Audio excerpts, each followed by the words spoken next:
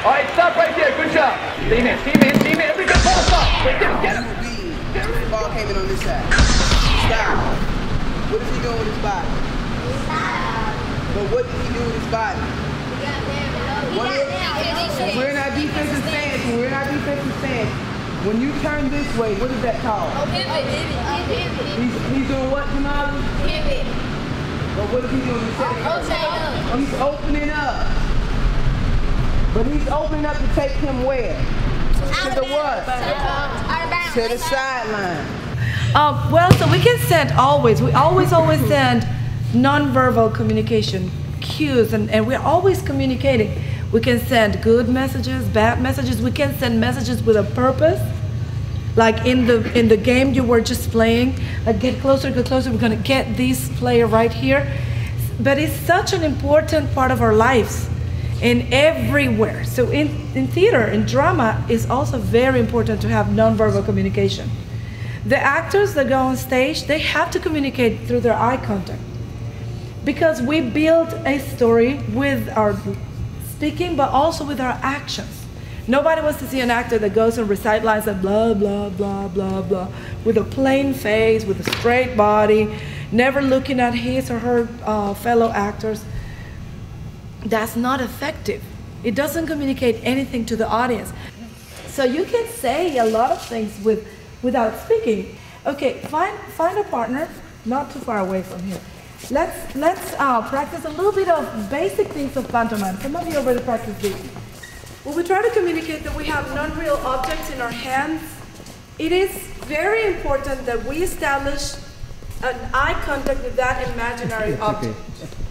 Because if we don't establish that eye contact and we don't express with all our body, like I'm holding the ball, the audience will never believe my pantomime exercise.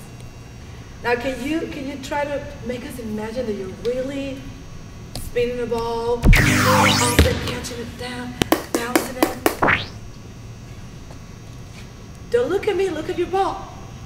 That's very important in acting. Establish eye contact with your imaginary object. Even though, like what Ms. Torres was saying, in real life, she might not be able to do it. I can't do it either.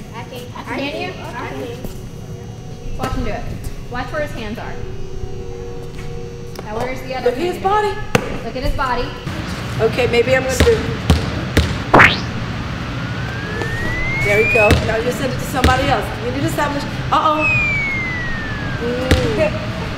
Make us believe you're really looking that ball.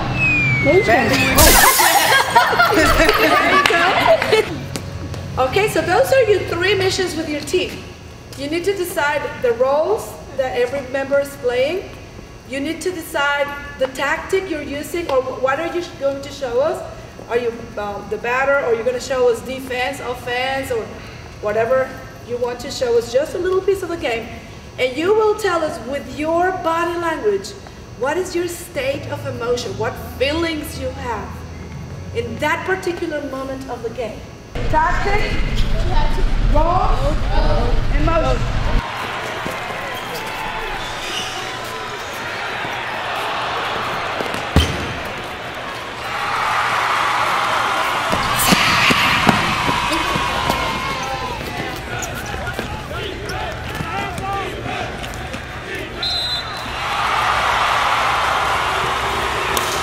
Super excited.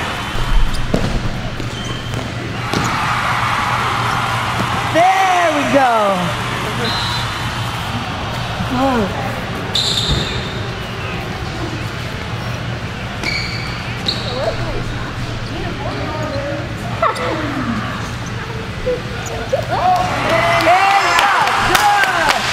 So we know this is guarding someone. We know this is asking for a partner to trap another player. Integration method. It awakes your senses and your observation. Your observation of what your team players are doing. Okay, what happens if you know all the nonverbal clues and cues and signals and you know what they mean, but you're not paying attention to them? You're just focused on your game and on the ball. I want to have the ball. I want to be the star. I want to dribble. I want to take it all the way there. I want to be the one in the picture tomorrow. what would happen? If you know all the nonverbal clues and nonverbal communication, but you don't pay attention, what would happen? Call me. Then your team will lose because you keep on getting the ball if you want to pay attention and stuff. And if you're doing a play or something and they tell you to do 2-2-1 and you won't be in the right spot, the offense can score a point. Hey, speak more.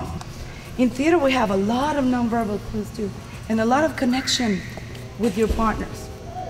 Same thing. Connection when you're working with a team, whether it's a sport or a performance in theater or a dance. Can you imagine the dancers not having any connection? They will hit each other, they will hurt each other, because when you have, can you imagine a chorus singing and never watching the conductor of the chorus? They're blah, la, la, la, la, la, and the director is here. Or the band members playing and they're not watching the conductor. That would be a mess, isn't it? So nonverbal communication, friends, is everywhere. You did a wonderful job today. Great. Today we finished an arts interaction lesson with Pantomime, and they got and all that.